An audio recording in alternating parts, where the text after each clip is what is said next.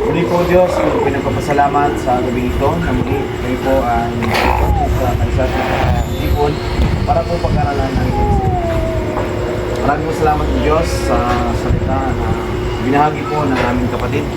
Dalangin po namin naman na buksan niyo po ang puso't isipan ng bawat isa para po na maintindihan po namin kung ano po ang kadahilanan o ano po ang dapat namin gawin para po kami ay nagpas.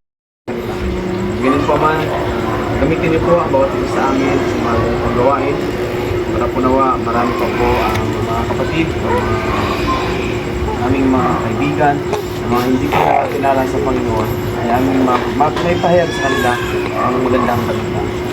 Yan din po Diyos, nilalapit po namin ang pamamahay nito na pangalain at ang lahat po ng nangyayari ay dayong niluwa sa anumang disgrasya sa pamangan at anumang karamdaman. Tulungan niyo ako sa Diyos at ng mga pangaraw-araw na pangailangan. At higit sa lahat, tulungan niyo nawa sila sa kanilang spiritual na pangailangan.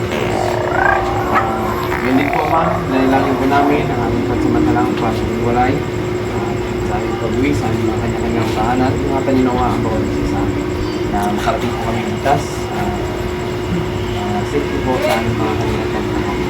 At yun po man, nalilangin po namin ang mga araw pa na darating namin harapin. Tulungan niyo nawa kami o Diyos.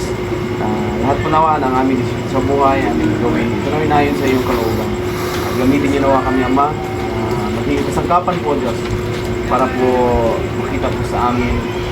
Kahit hindi pa namin pahayag ang iyong salita sa magitan namin mga lag. Ngunit sa magitan na aming mga gawa ay makita po ng karamihan na kayo po ang naghari sa aming buhay. Muli po, Diyos, marami po kami kahilingan. Ulit hindi po sapat ang aming labi para magitin po ang aming mga panginoon. Kadala niyo nawa ang iyong banal na Espiritu na tumulong sa amin.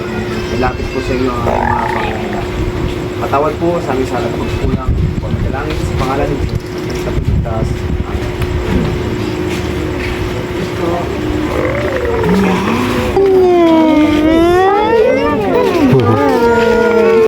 Sa'yo check Ate Julie. Kanina ay pato. Pagmamahal po sa Panginoon. Lahat po ng gawain gagawin. Dadala doon sa amin natin sa Ano?